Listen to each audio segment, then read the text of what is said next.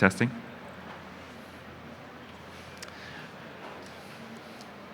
All right, let's start. All right, thank you everyone for coming today to our Rhythm Theater presentation and conference on consistent, predictable, and efficient PVI with HeartLight, the X3 endoscopic ablation system. I just want to introduce our guest speakers. We have Dr. Michael Mangrum, who's Associate Professor of Medicine at the University of Virginia, Charlottesville. We have Dr. Celso Acevedo, who is Director of the EP Lab at Florida Heart and Lung in Scala, Florida. Dr. Eyman Mortada, who is Clinical Adjunct Professor of Medicine at Aurora Health Care, Milwaukee, Wisconsin. And Moritoshi Funasako, who comes to us from Prague, multi-hospital.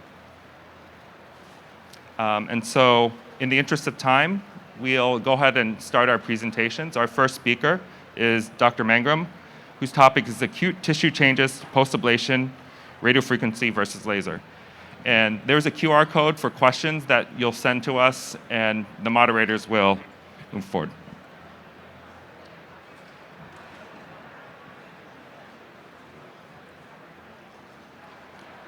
Do we have the slides?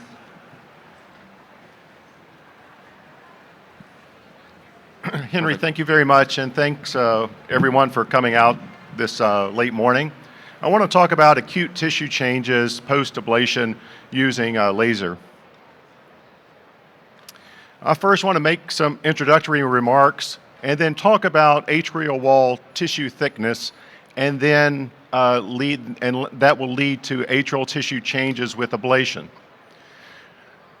Now, currently in the United States, there are three types of energy that is used for ablation of AFib.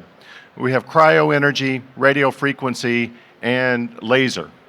And if you look over to the left-hand side of the screen with cryo and RF, one thing to take note is that the coolest or the hottest area, depending on which energy you're using, is on the surface of the endocardial surface.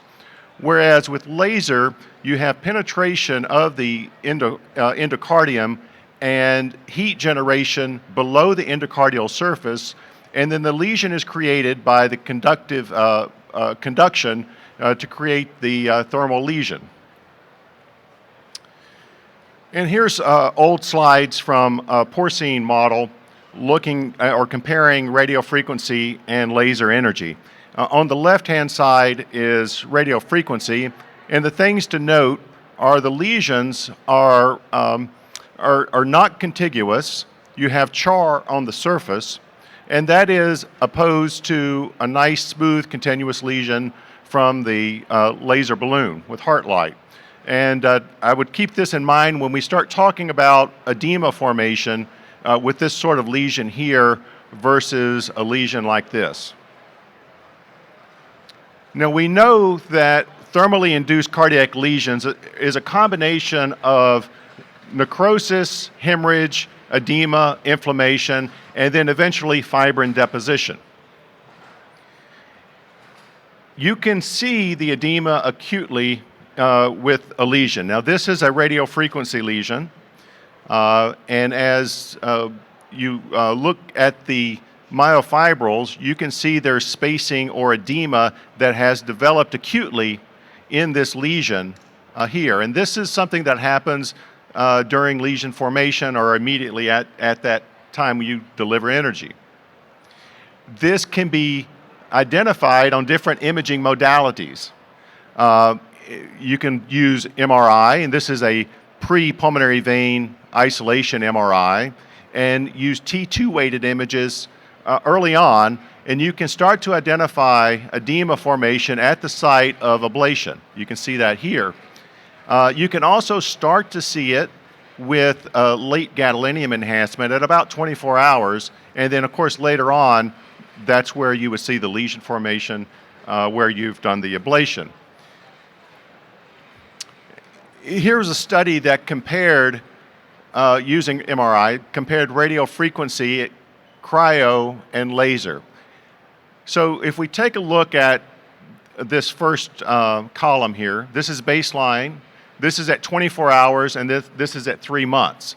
So if you note with radio frequency, you see a lot of edema formation. Interestingly, not just around the pulmonary veins where you would think where you would identify it, but it's much more diffuse. And even at 3 months, you've got this great diffusion of a lesion formation with radio frequency.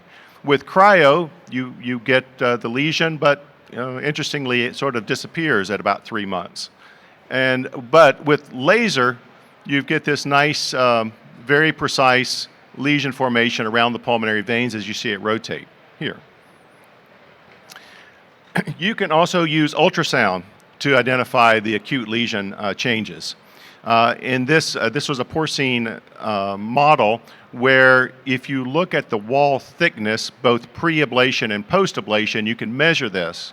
And you may not be familiar with this sort of view, but it's a 360-degree view that you're looking at here, with this being the ultrasound probe, and you can measure this.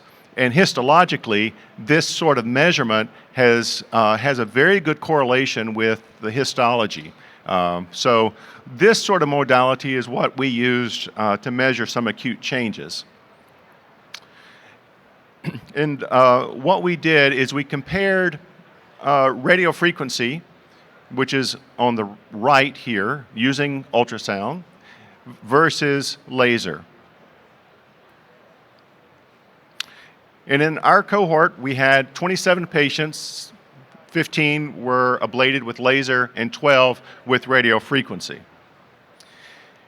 In each of these cases, our goal was pulmonary vein isolation, and these are post maps of a typical sort of radio frequency ablation and a typical laser ablation.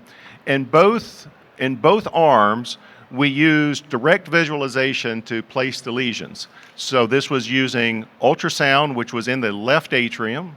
So to orient you, this is the os, or the ostium of the left pulmonary vein, a left common, anterior, posterior, and that right there is actually the esophagus here. And this is the endoscopic view that you get with the laser under direct visualization. So in our protocol, before any lesion was created, we placed an ultrasound probe in the pulmonary vein and pulled back and measured at least 10 different transverse planes. And in each area, we also measured 8 different points on each of these planes. And this was done before ablation and then after ablation in the same manner. And so to look at some baseline atrial wall characteristics, superior pulmonary vein, left inferior, left common, and so forth. If you take a look at the wall thickness on average, and this is over 8,000 different points, the average thickness is 2.96 millimeters thick of the wall around the pulmonary vein. But let's look at this a little bit more in detail. And this is what I think is the most interesting with regard to baseline characteristics, is if you take each pulmonary vein, so right superior, right inferior, left superior, left inferior, and then look at the segments, superior, anterior, posterior, and compare the wall thickness. On the right veins, they're pretty similar around. But if you look at the left veins, the anterior wall of the left superior pulmonary vein, on average, is 4 millimeters, versus, let's say, at the left inferior, it's 2.26. If you look at a common trunk, it's 4.67 and 2.62.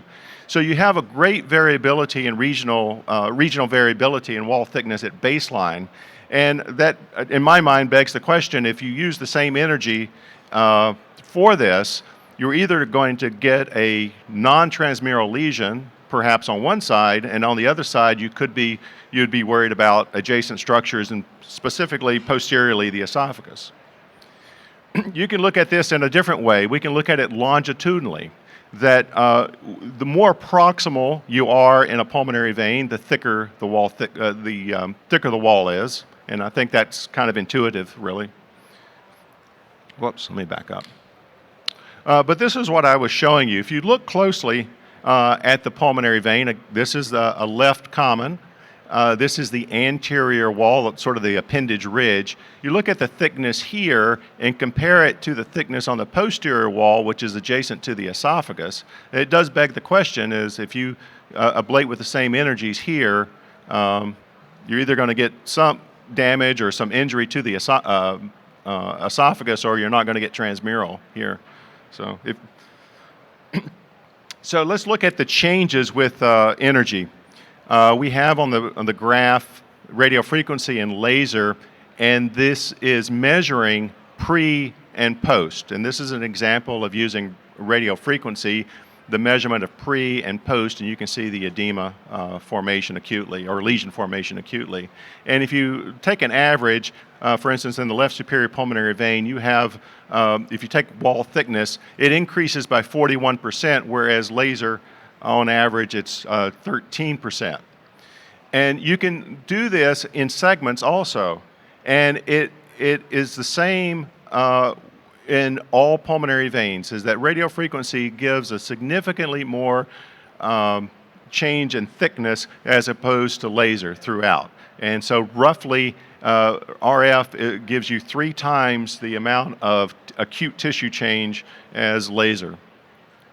And if you look more specifically at where in the pulmonary vein, antral, osteal area that it occurs, with radio frequency, this is only 50% of the changes totally occurred in 2 planes, whereas with laser, 80% of the changes occurred in 2 of the planes. So it's delivered in a very precise manner in a very localized area, and it has about 1/3 of less acute tissue changes than radio frequency. So in summary, there is great variability in wall thickness, particularly in the segments. The thickness can vary by as much as 100%. The type of energy used for pulmonary vein isolation results in very different degrees of atrial wall changes. And compared to laser, RF results in a greater wall thickness in every plane and region. And I think this data supports energy titration for pulmonary vein isolation. And it does raise the question in my mind about whether the acute tissue changes could potentially mask true isolation if you have a lot of edema in this area and ultimately affect lesion durability. I think that's it. Yeah, thank you so much. Thank you. Fascinating talk, actually, because, we talk about different energy forms and different applications of different organs, and this is very important data, for us to understand, what we're doing in terms of the biophysics of laser ablation. So I think very important work. Congratulations. Thank you. Thank you. So as far as questions, scan the QR code, put them in. We'll ask, questions at the end. Next, I would like to introduce Dr. Acevedo, and I will need to put up his slides. There you go.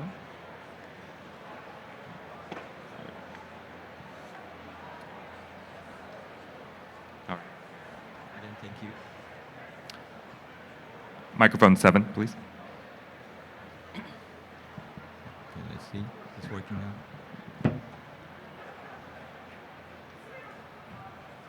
Again, thanks for taking the time to come in over just before lunchtime. I'm going to try to make an application over some of the concepts that we've seen in regards to differentiation in thickness of the pulmonary veins in different areas, and a little quick journey into some of the applications of early physics concepts. So I compare atrial fibrillation to a nuclear fission, but instead of an incident neutron, what we get is a pulmonary vein that is firing. And once that becomes chaos, you have to do something about it. You either cardivert or you do an ablation to attain sinus rhythm again. The way that I traditionally had been achieving long-term treatment for atrial fibrillation was with radiofrequency. And I've been out doing this work for approximately 20 years. And for the major part of those 20 years, I was using radiofrequency. First of all, it was all I had. That's all we trained with. And Fire and Ice results showed that either cryo or radiofrequency were comparable and with radio frequency in my hands, I did not have to use fluoroscopy or ice. It was, I work with cardiac anesthesia, so the TE was done by them, so they were in charge of the imaging. So it gave me a flexible platform for many years to be able to treat different pulmonary veins. I had some concern, especially whenever I started seeing some redos, that certain patients had reconnection in multiple areas where I thought, when going back and looking at the original map, that I really felt great about the job that I had done, but in reality, there were some gaps on those patients that came back. And also another issue, map shifting during the case. So navigation is really important, and knowing where we are is extremely important. Me as an electrophysiologist, that's critical, so we know where we're moving these catheters, and also as a pilot, which is one of the hobbies that I really enjoy. This fleet of British ships in the early 1700s, after winning a war, a battle against the French, they all actually died because they were off by approximately 20 miles. So knowing where you are is really important. And we have different ways of knowing where we are. Celestial navigation on the top left, which is applied in either long transatlantic flight up to the 1950s. And we have some pretty fancy instruments now that can allow us to kind of gauge where we are, but nothing beats seeing that runway. And even as an instrument-rated pilot, you're not allowed to touch down unless you have very specific instruments to touch down below 200 feet unless you see the runway. And that's what I feel that you can get with the angioscope, which is part of the platform for a laser balloon. And here we see that this map was allocating, annotating points outside of where I assumed was the chamber. And so I was definitely outside of that chamber. And whenever you look at a pulmonary vein, and I see that you're combining this with ultrasound that takes you and gives you that visualization. When you have the angioscope within the balloon that is delivering a therapy, everything moves with you. So there are no assumptions made. I'm not thinking I could be in the border zone between left upper ridge. You know exactly where you are because you're actually looking at it. And not only is direct visualization important, but also energy delivery in the area where you want. And Schrodinger's cat, that was a nice, fun thought experiment in which you would put a cat in a box. And again, this is a thought experiment. This was never done. But the cat had a 50-50 chance of really being dead or alive whenever you open the box. So you don't know whether or not you have pulmonary vein reconnection, which is usually, it's approximately 80% of the case in patients that come back until you go back in and look. And that's what I was seeing in my redos from radio frequency, that a lot of the pulmonary veins, this is not showing, but you see that the purple towards the right side of the screen, which is the left upper pulmonary vein, that vein has significant reconnection on both along the ridge area, which is an area that's a little trickier to apply energy with radio frequency. Whenever you're trying to get lateral contact, it's a little tricky, and we see that whenever we're looking at contact force. You know, forces are, it's a little trickier to get there in orienting the catheter to apply your lesions correctly in that area. I'm going to skip this, but with laser, it has the property of being a beam that can focus the energy in a way that you can direct it wherever you really need it. And I'm going to show you this. Let's see if this is going to play. These are our maps. I don't think, can you play the video on the computer, or it's not letting me? Yeah. The bottom right? Yeah. Let's see if that's playing. But these are three different cases of redo that we had, and these were atrial flutters that were looping around the left atrial appendage ridge. So these were areas that during radiofrequency energy application, I was not able to go transmural, and then it was leading to this problem. And this was just described as we saw in the earlier chat. What I do in these areas that are thicker, I just try to spend either a little more time and do a couple of sweeps, or go at 15 watts. You have different options in energy output when you're using the laser. And along the ridge, I try to go 15 watts. And if I feel that the patient, it's a taller individual, bigger individual, I try to do several passes with the laser in this area. Another issue that allowed me to treat different veins with radiofrequency is the fact that it's a flexible platform. Because we've known for a long time that when we started seeing CTs after the inception of AFib ablation by isolation of the pulmonary veins, that these veins can look very different. And the laser, unlike the cryo, it's very flexible. It can go from 7 millimeters to 38, 41 millimeters. So you can accommodate different pulmonary veins with the laser. And once you're engaged in the vein, you're even able to do commons without any problem in looking at that ridge and spending more time in that area.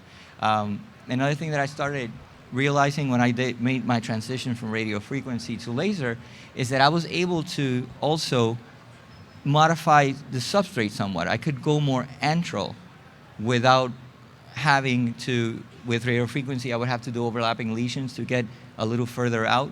But whenever I was do the post maps, I was realizing that I was quite antral, even though I was using a balloon-based system. And this is not going to play either. It looks like the videos didn't transfer. But in essence, you engage the pulmonary vein, you fill the balloon to accommodate whatever size of that vein, and here you see the energy being delivered clockwise around the pulmonary vein. So this is on rapid mode, which is the X3 version of the system. Before we would have to hit 15-degree quadrants, but now it's motorized, so it goes around the vein. And I'm going to pass this part. The things that I found quite interesting is that once I switched from radio frequency to laser, I was able to get more antral. And why am I calling this spooky science? Because in many patients, I've only done pulmonary vein isolation, even those that have persistent atrial fibrillation. And we know from STAR 1 and STAR 2 that we may not need to do significant substrate modification in patients with persistent AFib. And in the past, I would do voltage maps and try to start kind of like substrate modification based on the amount of scar that I was seeing. But with the laser, I've just been going more antral, and these patients have been doing very, very well. I've been doing same-day discharge in Ocala with the Vascade platform. Another thing that I'm seeing that may be in direct correlation to the inflammatory changes that you were demonstrating, in the cases that I've been doing with laser now for over a year, maybe 2 now, I get less phone calls post-op. Sometimes after radiofrequency energy, I would get phone calls and I had to treat those patients with either colchicine or Celebrex for pericarditis, and I'm not seeing that.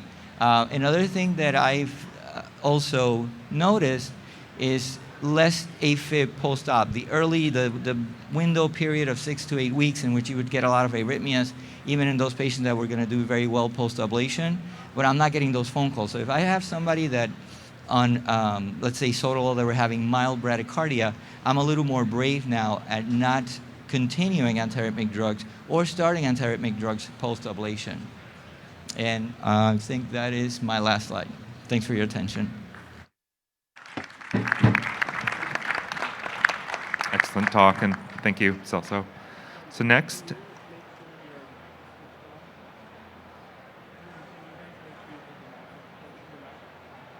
okay. Awesome. Great. Thank you, excellent talk. So our next speaker will be Eyman Mortada, his title of this talk is Perspective of a Previous RF User, Rapid Mode.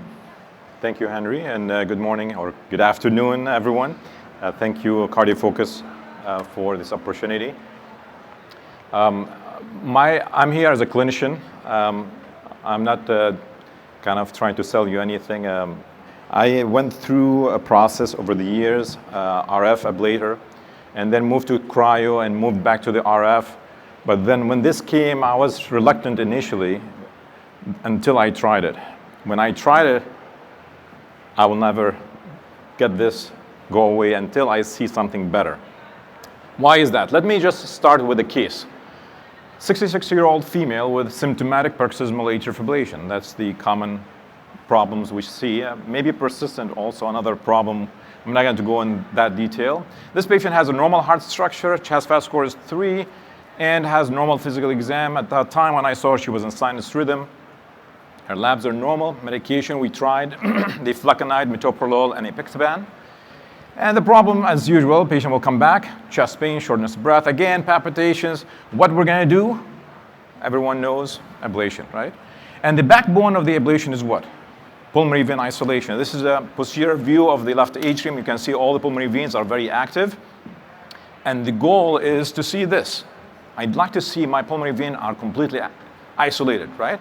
How I'm going to do that, you saw this slide before. We have 3 modalities right now. The 4th is coming very soon, maybe in a few months. But right now we have the RFA.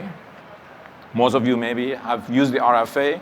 Cryoablation, I've used the cryoablation, and the laser balloon. And why I'm doing the laser balloon? Why not RFA?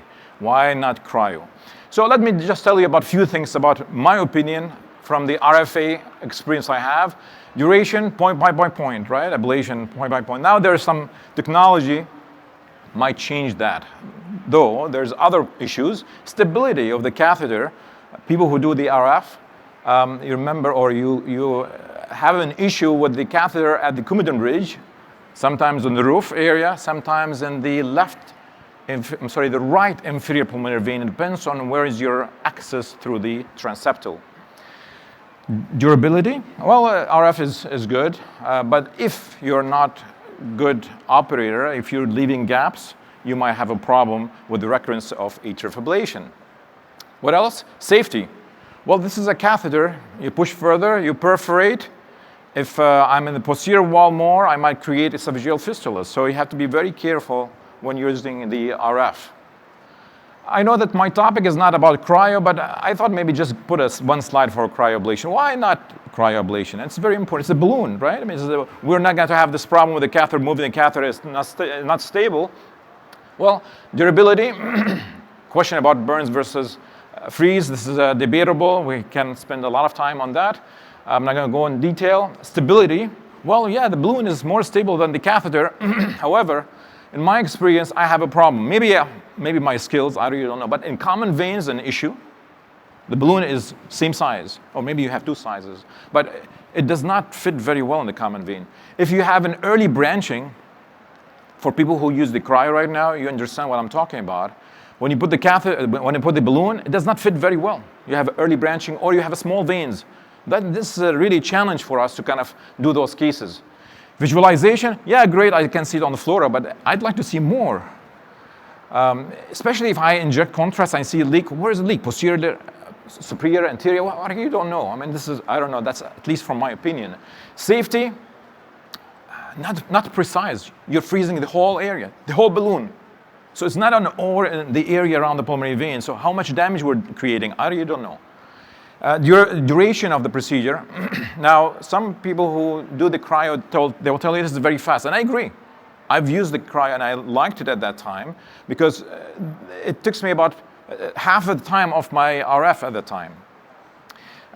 The duration of each lesion is 4 minutes. Remember that number.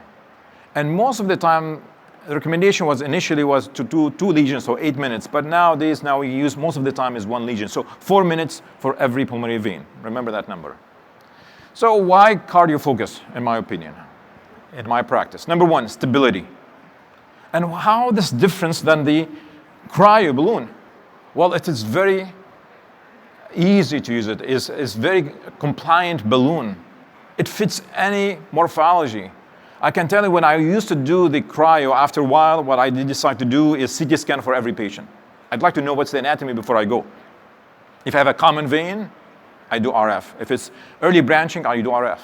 Now with this, I don't need to do CT scan. There's no need to have that expense, no need for exposure for the patient for the radiation. So this will solve that issue. I can tell you I never had any problem to seal any pulmonary vein, any shape, any branching. Second thing, visualization. Yeah, great fluoroscopy. I can see it. There's radium peaks markers. Well, this is not the point. Some people they will come and tell me, I'm fluoroless. You're telling me, can I use a device? I'm going to use the fluoro. Well, hopefully in the near future, we can, and even now, some people do fluoroless, the balloon, fluoroless laser ablation. But more important, the visualization in this compared to the, especially the cryo, is the camera, the view where you can see. I can confirm the tissue contact. I know exactly what I'm doing and where I'm doing. I can deliver a precise energy. And not only that, I can see the effect. This is really amazing. I'm going to show you a video in a second. I can see the edema, the blanching, the colors, and I can see the contractility of the pulmonary vein. It's really amazing. This is a video. I'm not sure if it's, can you run this video? Should have run by itself. Here you go. Now, what I can show you, this is the left inferior pulmonary vein. And well, can you run it again? I hit the wrong button. Oh, back? Yeah, this one. Go back. Thank you, Henry. So, in the top here, 170 seconds. Remember that. I'll come back to that in a second. What I can see here is the left inferior pulmonary vein. This is here the carina. The top here is the left superior vein. This is the comedian ridge, anterior, and this is posterior. And look at this, how the contractility. And what you can see also early branching. I can guarantee you if I use the cryo in this scenario, it will not seal it very well. I have an early branching in that. And keep that image in your mind, how the contractility is. Now, when I do the case, when I put the shaft, you can see the shaft is here. Behind that shaft is the, we call blind spot or blind area, where you cannot see the tissue. So I pull back my laser and I can see the tissue all around. This is very, very important. You have to see the tissue, the contact, very nicely. What I do is also, if you notice, I moved my laser up and down, not the laser energy yet, but the light of the laser, up and down to see where it's going to go through, and I can see how I feel, should I push or pull. And I start always behind the blind spot. It's easier for me to kind of finish that because it's more concerning. I know the contact, I have a good contact tissue, and I started the ablation going around. In this scenario, counterclockwise. You can go clockwise or counterclockwise. Now, I want you to pay attention how much energy I'm using. If you remember that Michael, he mentioned the anterior wall is thick, so we'd like to use 15 watts. In order to make this simple and smooth and give you less than 3 minutes to do the pulmonary vein isolation for each vein, notice here, this will stop. I'm in the anterior area. I'm going to switch. I will tell my rep, be ready. I'm going to switch from 13 watts to 15 watts. Now I'm going to remove my foot. Look at this. And did I move my foot? Not yet. Or maybe this is not the view which, why don't you show me the next, oh, did I switch? Okay. Well, he noticed more than I did. That's good, thank you. Let's go back to the video. So it takes me a blink of an eye. I will tell him, be ready. He's ready. I remove my foot from paddle. He go to the 15 watts. And then I put my foot on the paddle right away. And you can see this is 15 watts, the anterior wall. I'm going to go all the way down here. Now, also when we're moving, look at the contractility now. Much better than before. Not complete yet. I'll show you that at the end. And also I want to see, look at the tissue color. And this, when the laser goes away, and the color here. See the difference? That's the blanching. Maybe in the real life, it will be even better than this on the screen. So I reached to the top here. Now I turned off. I turned on right away at 13 watts. I'm going to continue on the carina at 13 watts, and it will continue around. That took me 170 seconds for pulmonary vein. If I'm going to use a cryo, I will have a problem with the early branching. I will have a problem for 4 minutes. Every minute counts. Every second counts for the cases. You want to go fast? That's what you do. Okay. Duration, I'm saying going fast. Well, this numbers is not my numbers. I'm going to tell you, this is what they show you, but this numbers are, you can say, oh, those are the experts. Took them about 3 minutes. Maybe for me as a beginner or I never used it, maybe it will take me longer. 1 hour procedure. Great. I mean, in the past, I'm not sure how many of you have. In my fellowship, we used to take about 5 hours. Now we're talking about 1 hour. I can do more than 2 cases a day. I used to do 2 AFib ablations a day. Well, I'll come back in a second about that, how many cases a day. 7 minutes fluoroscopy, or maybe 0. Some people doing 0 fluoroscopy. And this is the data from multiple trials. They show you the procedure time, RF, versus the X3, the procedure in the time in the left atrium, RF versus X3, the same thing, ablation time, fluoroscopy, unless if you're fluoroless, is going to be a little bit opposite, but still small amount of fluoroscopy you need to use in this kind of, you're seeing the vein. Why should I do the fluoroscopy unless if I'm moving the catheter from vein to vein? Well, this is my data. This is my experience with RF, 140 minutes. The Excalibur is the one which is, you have to move you go lesion by lesion and move it around. I used that in 2019 for multiple cases, and then 2020 hit and everything went down the drain, and we don't have enough data. But then in 2021 came and I started to do the X3. I divided into first 9 cases, and I'll tell you 5 to 9 or to 10.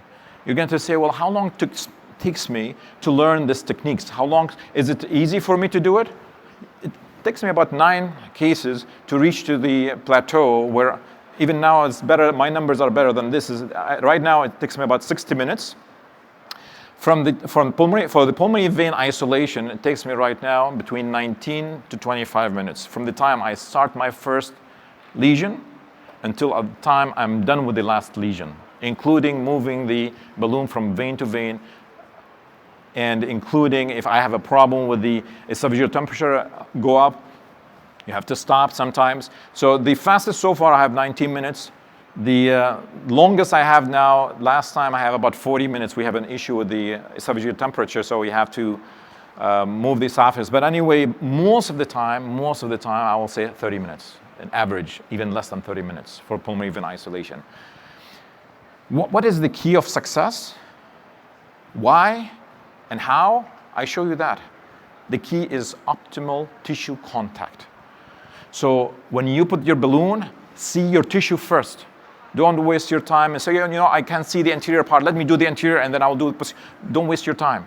Have good tissue contact. You can see it through the video, through the camera. Yes, I do have that. Perfect. Let's do the ablation. Then you can go around and it goes very fast. 3 minutes or less than 3 minutes, even if you're going to change from 13 watts to 15 watts. But what I would like to see in the future, and hopefully that will happen, the CardioFocus should work on that, is I would like to have electrodes. We are electrophysiologists. We'd like to see electrocardiograms. So I'd like to have a recorder of the pulmonary vein potentials. It would be nice to see that. Not only that, that will be helping me to see that on my mapping system. I use the ESI, so hopefully that will be shown on the ESI, not necessarily the whole balloon, but in order to go from vein to vein, I would like to make it easier for me. So if I have that electrode, it will be very helpful. That hopefully that will make it even better for me in the future.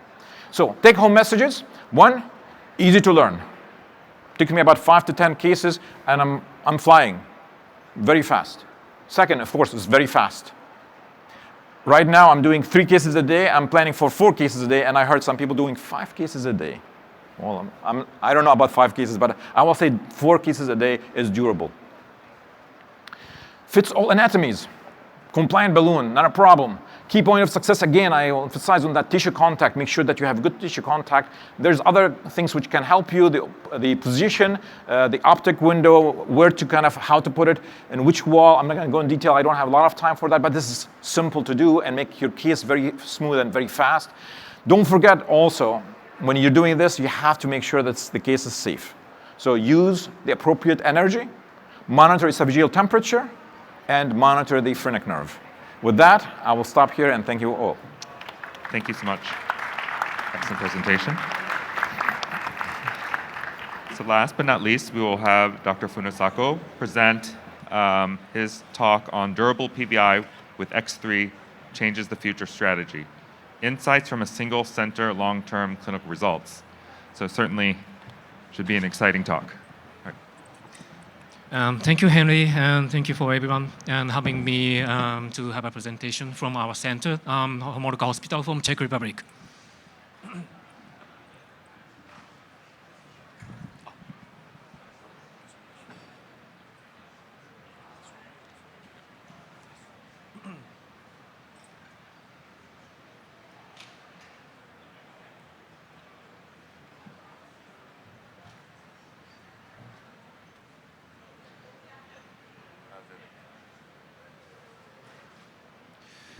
So today, I'm going to speak about the clinical result from our center experience.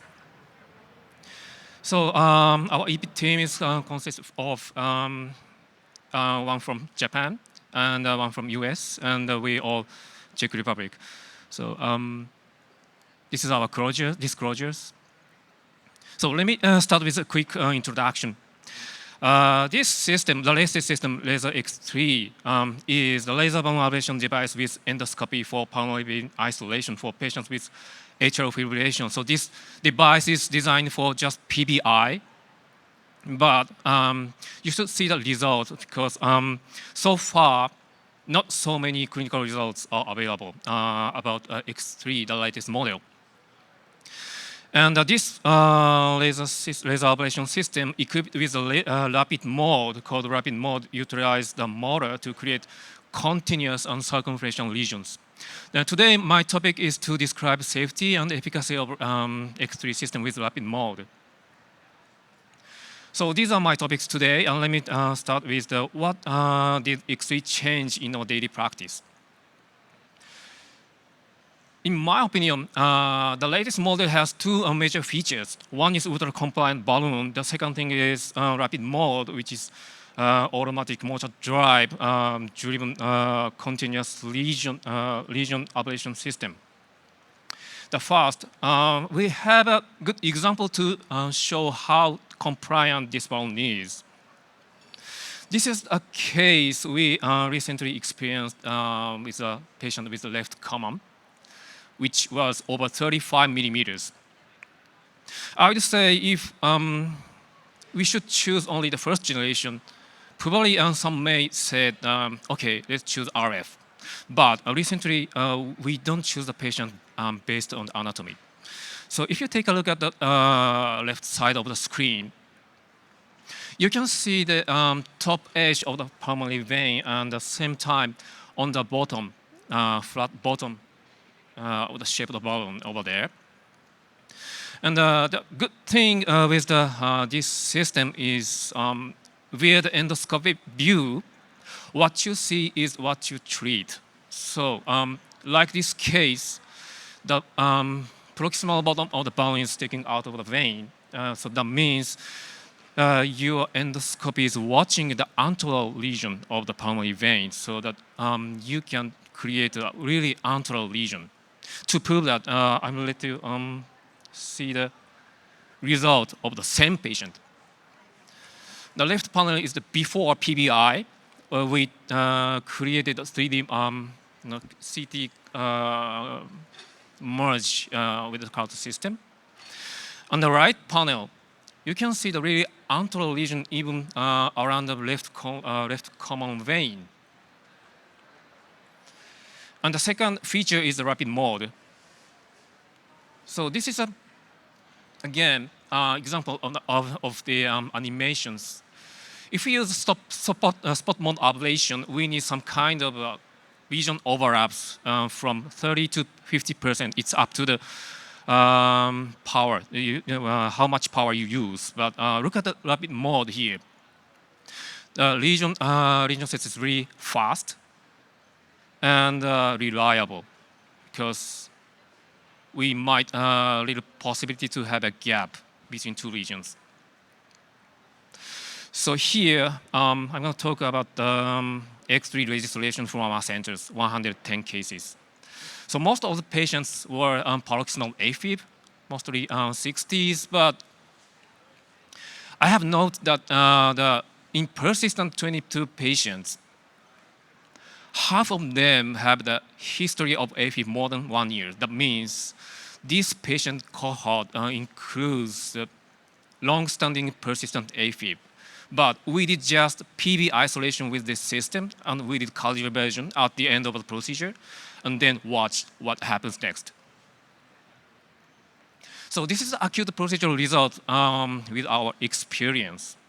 The mean procedure time was 1 hour and 20 minutes, approximately. But the treatment time, that means from insertion of the catheter to the withdrawal of the X3 catheter, is less than 1 hour.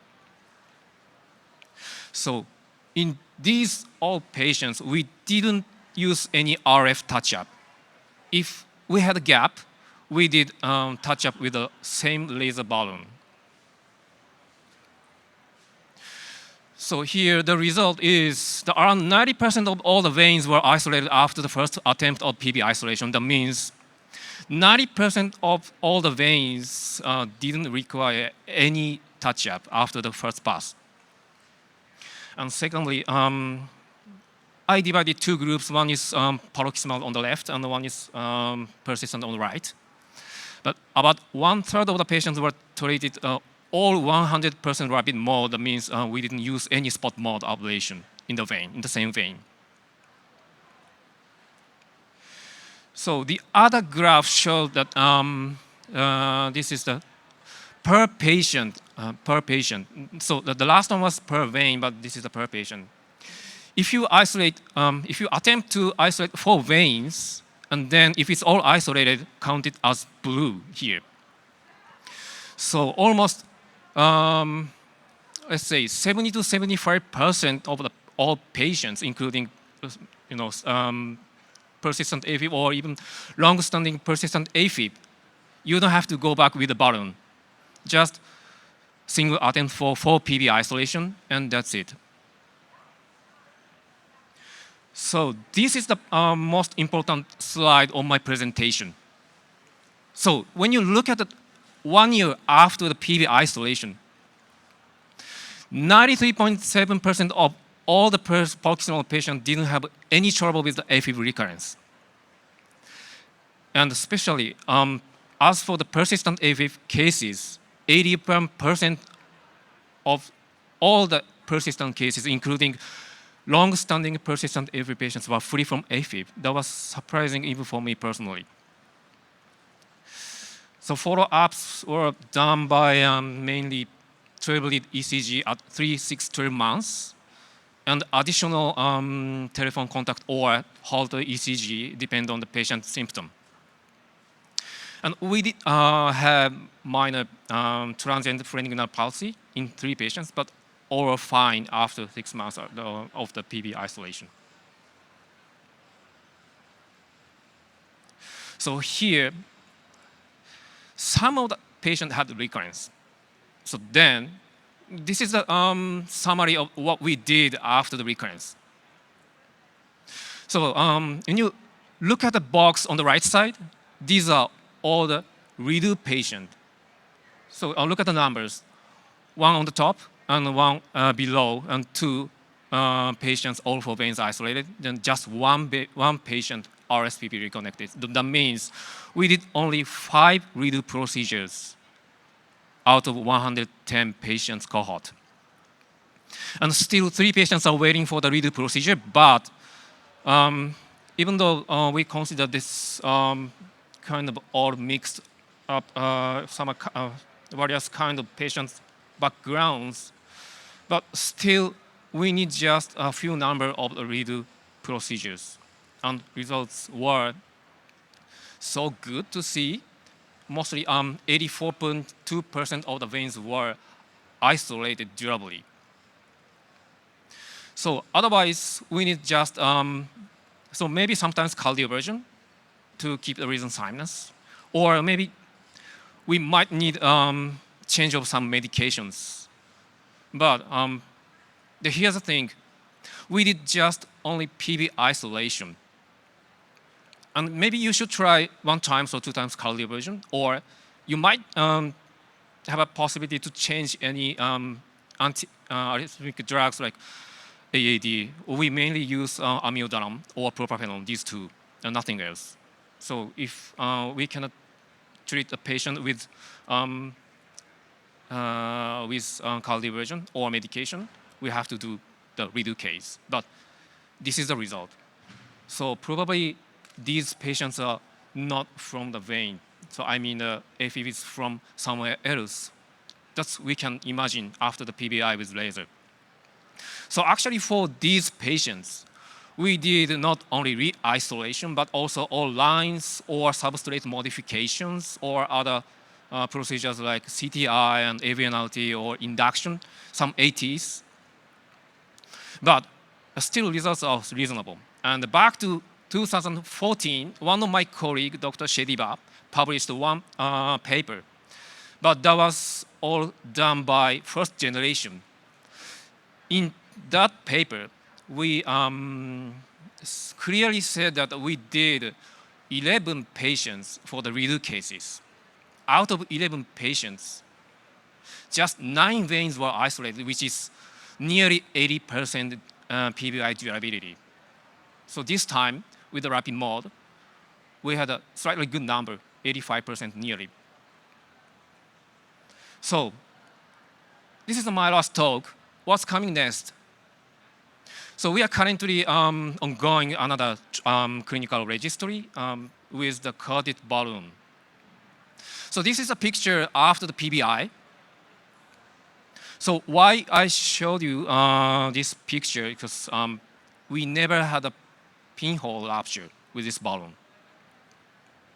And the balloon is coated on the surface of, that makes some kind of make the balloon more robust or stronger. So far, we experienced 40 cases with this coated balloon. The patients include, again, 25% of the persistent AFib. And out of 157 PVs, 5 left commons and 2 right middle veins damped separately. But look at the acute result here. We achieved all PBIs, almost 100% all rapid mode ablation. So we rarely used spot mode ablation. We did just 2 spot mode ablation for this patient cohort. One was because of the temperature, esophageal temperature heating. And the second one was probably phrenic nerve issue. But look at the graph down there. We achieved 97% first pass PBI. So since we changed this balloon, it's really hard to see the non-isolated vein after the first pass. And of course, the procedure time shortened very much. With this coated balloon, we did one case, minimum, of 16 minutes for all veins isolated, just with the first pass ablation. So my conclusion is the system with continuous laser ablation provides a fast and safe PBI procedure for the treatment of both of the paroxysmal and persistent AFib patient.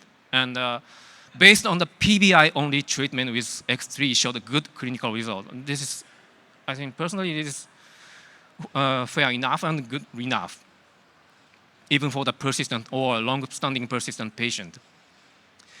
And the next step is to show the clinical result with this coated balloon. So I hope I can talk about more about the clinical result in the future. Thank you so much.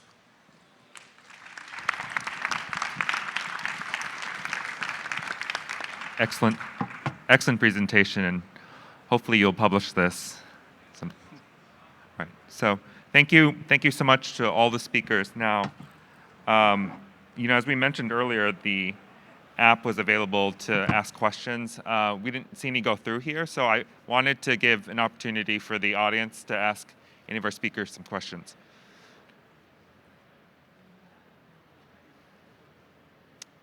Okay. Yes. Can we give him a microphone?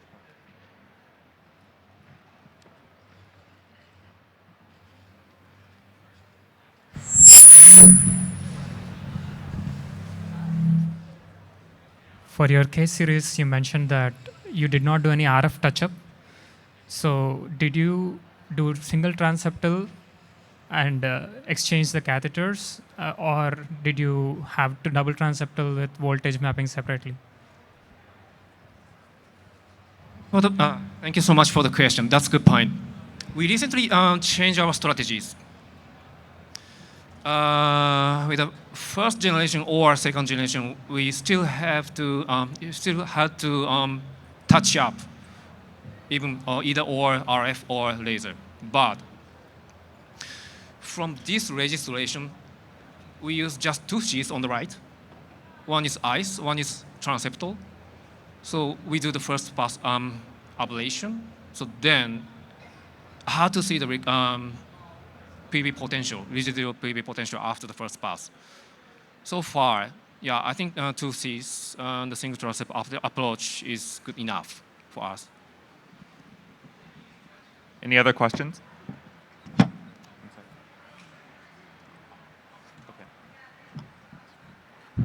Just comment regarding also a good question about how we can confirm that we have complete isolation of the vein. Of course, there's a multiple different ways and different people do different things. But in my opinion is what I do is I map before and I map after. And that will confirm, and I pace inside the vein to see if I have a bidirectional block. That will be very helpful to confirm if you're a person who want to confirm at the end. Some people just go inside, do the pulmonary vein isolation, come out. Of course, it's faster, but if you're a person who want to confirm that did I completely isolate the veins, then you need to do the mapping system. Now, for touch-up, in the past with the Excalibur before, we used some touch-up with the RF, but now I don't remember that I have used any touch-up with the current balloon and with the X3. It's faster, and if I need to do second lesions, I go with back with the balloon, and I don't recall I have done any more touch-ups more than that. So some other questions? I just have a quick question. I'm an EP fellow. What causes the pinhole? I've seen it once with actually the X3 balloon. And is there a mechanism? Is there what?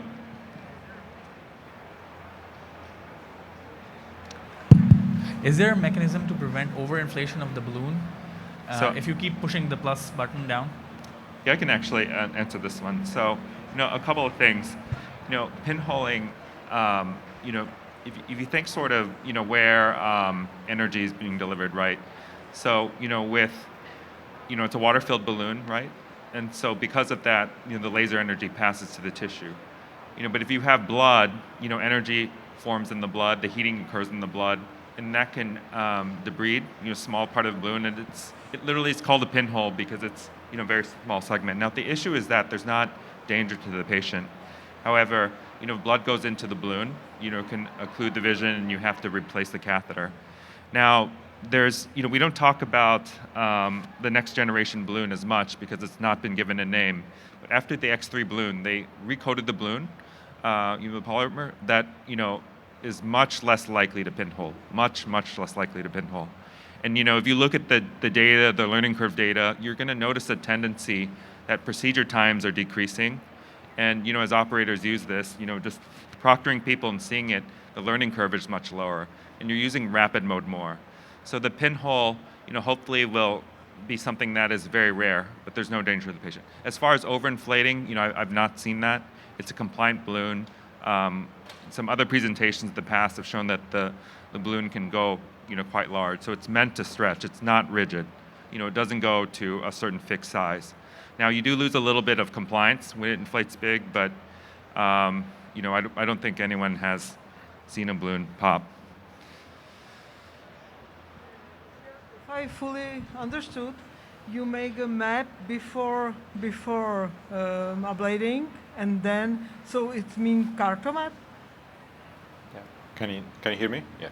So I use ESI map, but if you want to use the CARTO, it's not a problem. Any map system we can evaluate the pulmonary veins and the voltage of the veins. That would be very helpful to confirm, do I have entrance block or not? Because my question is how it's covered by insurance, because it's CARTO and then laser balloon, it's a little bit too expensive. Yeah, good question. That's any tools we're going to use, especially the new technology, they are expensive, and more you use, of course, more expense you have. Especially if you go outside the United States, we didn't have any encounter from that. And as far as for the United States, if you have the mapping system and the balloon, then we'll be fine. The insurance will pay for that. But anything beyond that, if you open an ablation catheter, if you start to add more then definitely the hospital will be in minus from that standpoint. So we have to be very careful. Now, people who don't have the mapping system, what you can do is you can, with the catheter, you can go into the pulmonary vein and remove the catheter inside and see if you have a maybe basket or you have a lasso or the grid or the ESI. You can go inside electrically, can measure it and then pace from there and see if there's an electrical activity coming up without using the 3D mapping. I would say the majority of centers in Europe and Asia don't use 3D mapping before, and that trend also has continued with other balloon catheters. In the U.S., there's just been a tendency to do pre and post voltage mapping, so that's a practice pattern, but it's not required. And notice, the first pass isolation rates are high with the device. Yeah. Good question. I've actually thought about transitioning soon into I've thought about transitioning soon and not doing pre and post maps because it's almost like it's totally unnecessary, especially with the new coated balloons. If you do first pass and you have good contact, it's almost unnecessary. Now I feel it's almost like a waste of time, and so we could get even faster, I guess. Maybe more we do, maybe more confident. I agree with you with the coded one so far.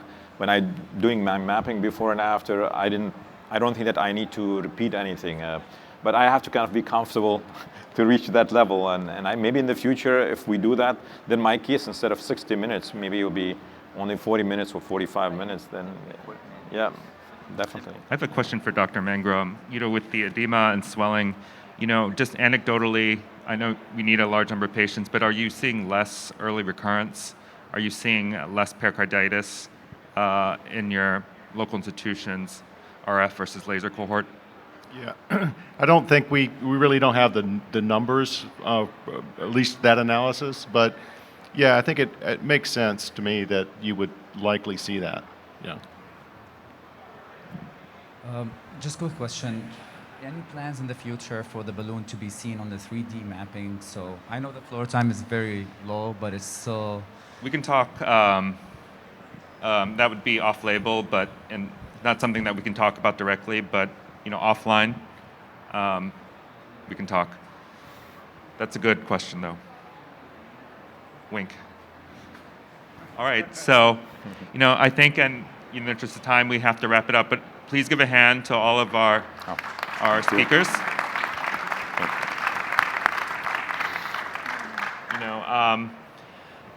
If any questions for discussions like that, we'll feel free to discuss or reach out by email, to any of us. But thank you also to CardioFocus for hosting this event and setting it up.